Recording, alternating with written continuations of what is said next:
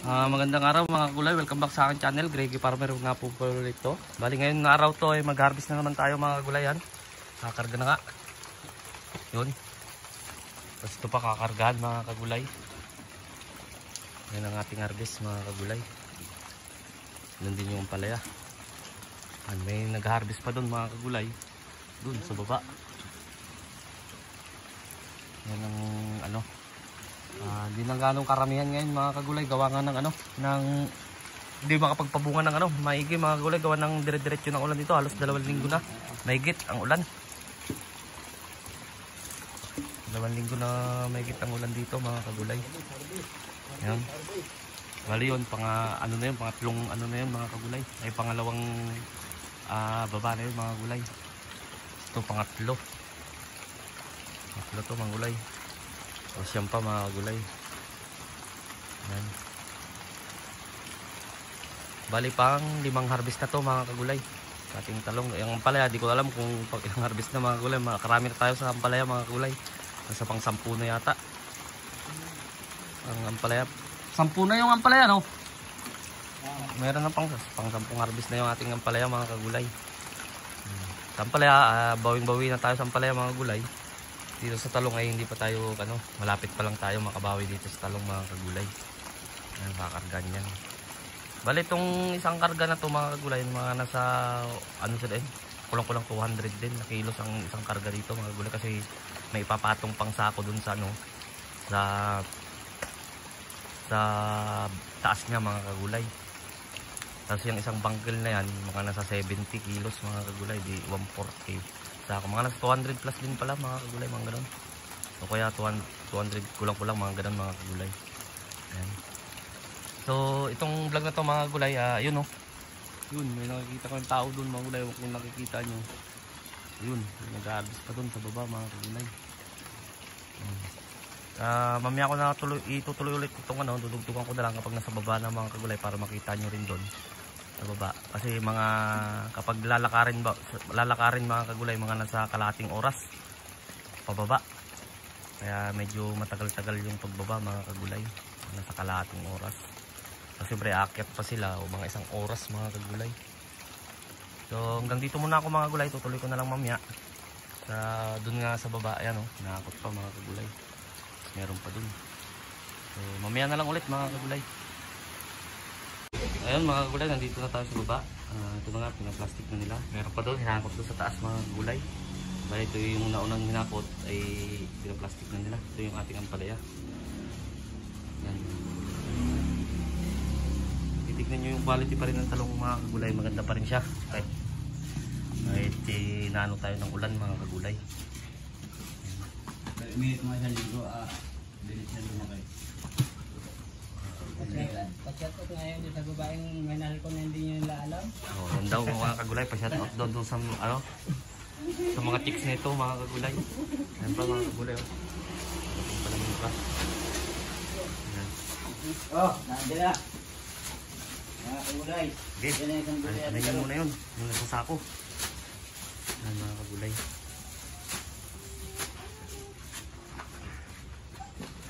Huwag yan. Didik yan. Dito yan. Ayan mga kagulay, binababa pa yung iba.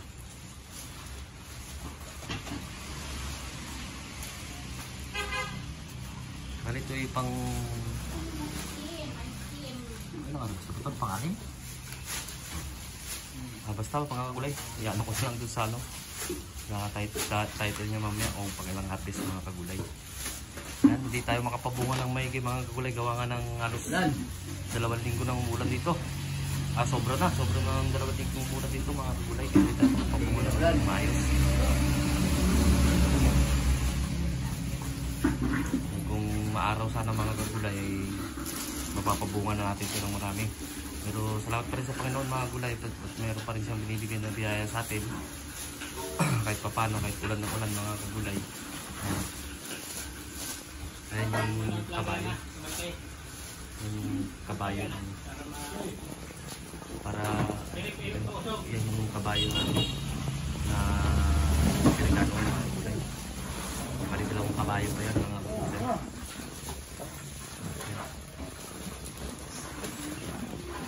ating Calixto F1.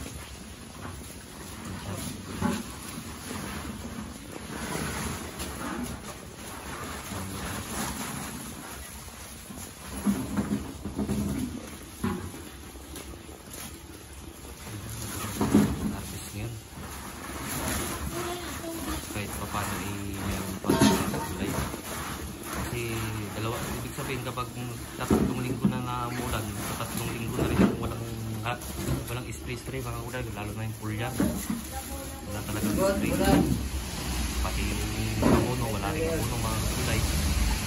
Kaya hindi talaga mapabuhan ng marami mga kagulay.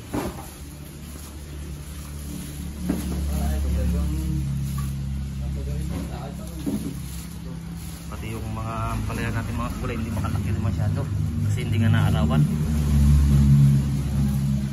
Katulad ng mga nakaraan talagang malalaki mga kagulay. Ngayon medyo maliliit siya. Pero mabigat naman. Mabigat naman mga kagulay. Ayan.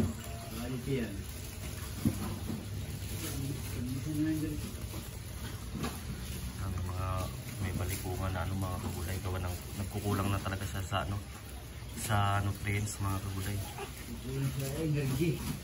Tulad yan ang sinasabi ko sa inyo lagi mga kagulay, dalawa lang naman ng dahilan ng pagbabalik ko, kulang sa nutrients o kaya may uod sa loob. Pero itong mga ganito mga gulay ay wala naman siyang uod. Ibig sabihin kulang siya sa nutrients, kulang siya sa abono, pulya, mga ganun mga kagulay. Kaya bumabalik ko siya, pati yung bang talong natin meron no. Ayan o, bumabalik ko siya.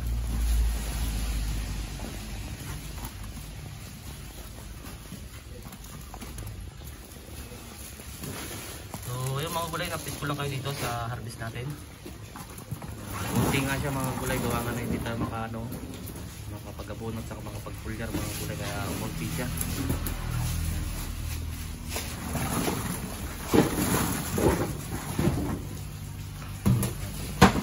Makita ko sa inyo yung